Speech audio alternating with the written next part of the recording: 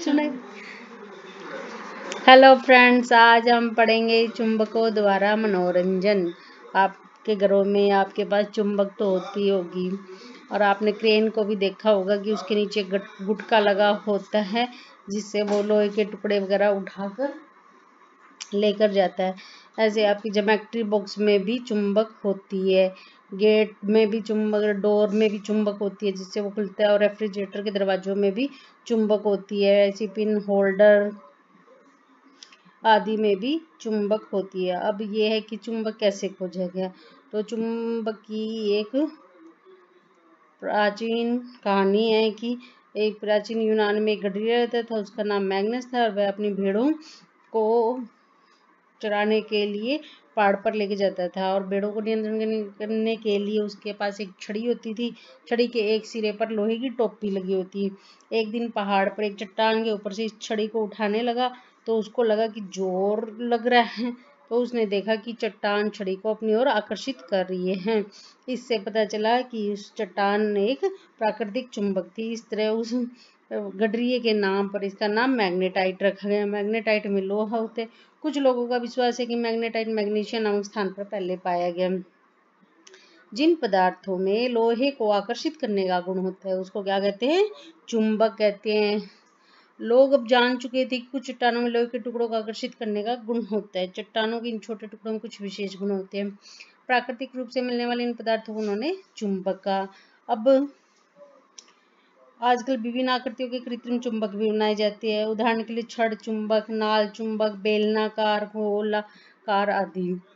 तो क्या है, इसको एक बनाने के लिए हम प्रैक्टिकल करते हैं कि प्लास्टिक अथवा कागज का एक प्याला लेंगे, इसे एक स्टैंड पर लगा देंगे। अब प्याले के अंदर एक चुंबक रखेंगे, इसे कागज से ढक देंगे जिससे कि चुंबक दिखाई नहीं। लोहे के बने क्लिप को एक धागे से बांधेंगे। धागे के दूसरे सिरे को स्टैंड के आधार के साथ बांधेंगे। धागे की लंबाई को पर्याप्त छोटा रखना यहाँ एक युक्ति है। क्लिप को प्याले के आधार के समीप लाएंगे तो देखेंगे कि क्लिप बिना सहारा के हवा में रुकी रहती है। अब है चुंबकीय तथा अचुंबकीय पदार्थ। चुंबकीय पदार्थ कौन से होते हैं? जो पदार्थ चुंबक की ओर आकर्षित होते हैं वो चुंबकीय पदार्थ, जैसे कि लोहा, और जो चुंबक की ओर आकर्षित नहीं होते वो है चुंबकीय पदार्थ, जैसे कि लकड़ी। ऐसे ही आप चुंबकीय पदार्थों से कोई भी सामान को उसको पकड़ सकते हैं, और जो अचुंबकीय पदार्थ होते हैं वो उससे चिपक कर नहीं जाती, जैसे कि जूता है, स्केल है आदि। ठीक है, तो अब हम एक प्रैक्टिकल करते हैं। किसी चुंबक को रेत अथवा मिट्टी में रगड़ेंगे। चुंबक को बाहर निकल गया, चुंबक के कुछ रेत के कण चिपक गए। अब इन चुंबक के कणों को हटाने के लिए उसको चुंबक को आराम से हिलाएंगे। कुछ कण फिर भी चिपके रह जाते हैं, यानी कि मिट्टी में कुछ लोहे के कण होते हैं। ऐसे ही आप अपने घरों के आसपास भी ऐसे देखेंगे तो उसमें भी चुंबक के कुछ कण दिखाई देंगे। अब है चुंबक के ध्रुव। तो चुंबक रगड़ने पर लोहे के कण देखते हैं कि किधर ज्यादा चिपके है, तो इसमें इसको ध्रुव कहते हैं। चुंबकीय ध्रुव, उत्तरी ध्रुव और दक्षिणी ध्रुव होता है इसमें। जैसे कि चुंबकीय अगर लोहे का बुरादा डालेंगे तो किसी स्थान पर ज्यादा होगा तो किसी स्थान पर कम होगा, तो ये इससे ये पता चलेगा कि कौन सा ध्रुव है। अब हमने ध्यान दिया होगा कि अधिकतर लोहे का बुरादा छड़ चुंबक के दोनों सिरों के पास चिपकता है।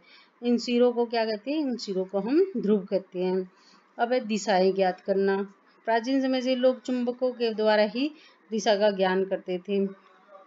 ऐसा माना जाता है कि चीन के एक सम्राट के बारे में जिसका नाम हुआंगटी था। कहा जाता है उसके पास एक ऐसा रथ था जिसमें महिला की मूर्ति थी। मूर्ति किसी भी दिशा में घूम सकती थी। इसकी एक फैली हुई भुजा थी, जैसे कि ये रास्ता दिखला रही हो। मूर्ति में एक अनोखा गुण था, मूर्ति ऐसी स्थिति में आकर रुकती थी जिसकी भुजा सदैव दक्षिण की ओर होती थी। इससे सम्राट को क्या है, उस दिशा का पता चल जाता था। अब हम एक प्रैक्टिकल करेंगे। एक छड़ चुंबक लेंगे, इसके एक सिरे पर पहचान के लिए एक चिन्ह लगा देंगे। अब धागे को चुंबक के मध्य बिंदु से बांधेंगे कि इसे एक लकड़ी के स्टैंड पर लटका सकें। अब यह निश्चित करेंगे कि चुंबक प्रत्येक दिशा में स्वतंत्र रूप से घूम सके। इसे विराम अवस्था में आने देंगे। चुंबक की विराम अवस्था में इसके दोनों सिरों की स्थिति दर्शाने के लिए धरती पर 2 बिंदु बना देंगे। इन बिंदुओं को एक रेखा मिलाएंगे।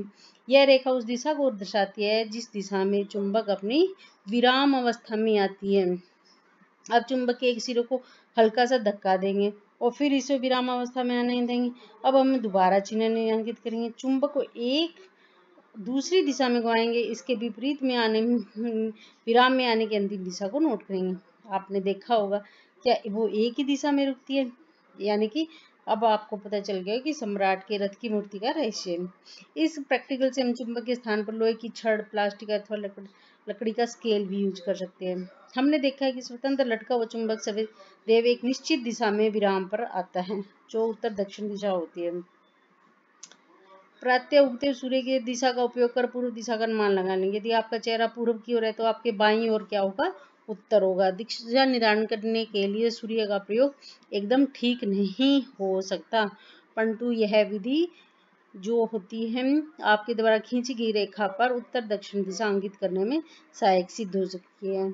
उत्तर की ओर निर्देश करने वाले सिरे को उत्तरोन्मुखी सिरा यानी उत्तरी ध्रुव, दक्षिण की ओर निर्देश करने वाले को दक्षिणी ध्रुव कहते हैं।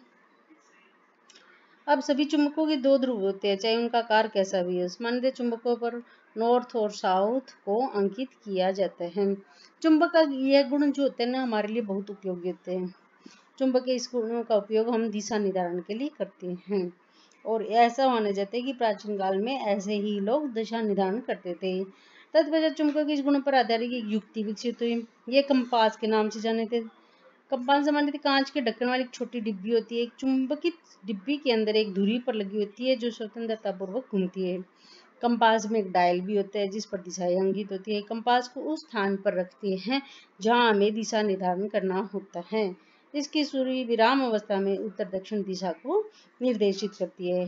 कंपास को तब तक घुमाते हैं जब तक कि डायल पर अंकित उत्तर दक्षिण के चिन्ह सुई के तीनों सिरों पर ना आ जाए। चुंबकीय सुई के उत्तरी ध्रुव की पहचान के लिए सामान्यतः इसे भिन्न रंग से पेंट किया जाता है। अब है अपना चुंबक। हम अपना चुंबक खुद भी बना सकते हैं, तो इसके लिए क्या करना पड़ेगा, लोहे का एक आयताकार टुकड़ा लेंगे, इसे मेज पर रखेंगे। अब एक छड़ चुंबक लेंगे और इसका कोई एक ध्रुव लोहे की छड़ के सिरे पर रखेंगे। चुंबक को बिना हटाए इसे लोहे की छड़ के दूसरे सिरे तक ले जाएंगे। चुंबक को उठाएंगे और उसी ध्रुव को लोहे के टुकड़े को प्रारंभिक सिरे पर वापस ले। इस प्रकार चुंबक को लोहे की छड़ के अंदर बार बार ले जाएंगे। इस क्रिया को 30-40 बार दोहराएंगे तो जो लोहे की छड़ होती है वो चुंबक बन जाएगी। ऐसे ही हम एक प्रैक्टिकल करते हैं। छड़ चुंबक के उपयोग से लोहे की सुई को चुंबकित कीजिए। अब इसे किसी छोटी कॉर्क अथवा फोम के टुकड़े में निविष्ट कीजिए। इसे पानी से भरे प्याले अथवा टब में तैराइए। यह निश्चित कीजिए कि सुई पानी को न छुए। अब आपके कंपास कार्य करने के लिए तैयार है। तैरती कॉर्क पर लगी सुई की दिशा नोट करती है। सुई लगी कॉर्क को विभिन्न दिशा में जब बिना घुमाए कॉर्क तैरने लगे तो सुई की दिशा पुनः नोट कर लीजिए।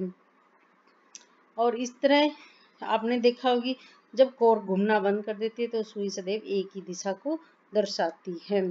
अब है चुंबकों के बीच आकर्षण और प्रतिकर्षण। अब आपने देखा, आप एक प्रैक्टिकल करते हैं तो क्या, दो छोटी खिलौना वाली कार लेंगे, उन पर ए और बी अंकित करेंगे। प्रत्येक कार के ऊपर लंबाई के अंदर रबड़ बैंड से एक चुंबक लगाएंगे। कार ए में चुंबक उत्तरी ध्रुव अग्रभाग की ओर रखेंगे और कार बी में चुंबक विपरीत दिशा में रखेंगे। अब दोनों कारों को एक दूसरे के समीप रखें। आप क्या देखते हैं, क्या कारें अपने स्थान पर रहती है, एक दूसरे की ओर आती है या एक दूसरे से टकराती है। अब खिलौना कारों को एक दूसरे के समीप इस तरह रखेंगे। कार का ए का पश्च भाग कार बी के अग्रभाग के समूह। क्या ये पहले की तरह चलती है? जिस दिशा में अब कारें चलती है उसे नोट करेंगे। अब कार ए को कार बी के पीछे रखेंगे और प्रत्येक स्थिति को उसके चलने की दिशा नोट करेंगे। अब कार बी का पश्च भाग कार ए के पश्च भाग की ओर रखकर इस प्रैक्टिकल को करेंगे।